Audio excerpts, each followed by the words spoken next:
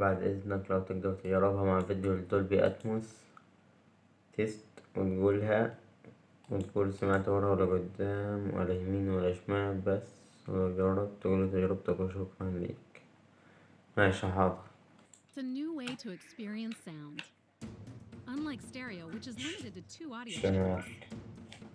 يمين Dolby Atmos can manipulate شمال individual sounds in 3D space to بيلف position sounds all around you. بيلف هنا ورا Sounds can move above قدام. you, سماعة محيطية يا عم.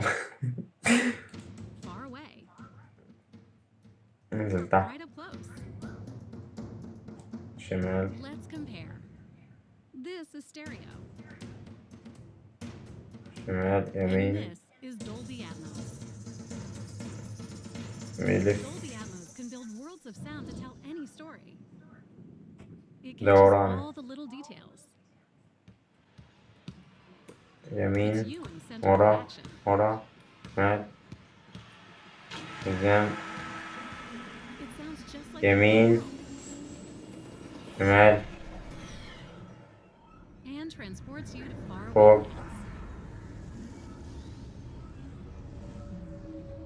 Go inside the story with breakthrough شمال. sound. Dolby Atmos. هي محددة نفس اللي في الفيديو بالظبط، نفس اللي في الإشارة بالظبط، سواء يمين أو شمال. يعني محيطية أصلا زي ما شرحت عنها قبل كده، هي محيطية. فالصوت كان مظبوط وأصلا 3D، فبيبين يمين ولا شمال. محيطية يعني السماعة بشوي. نعم. سلام.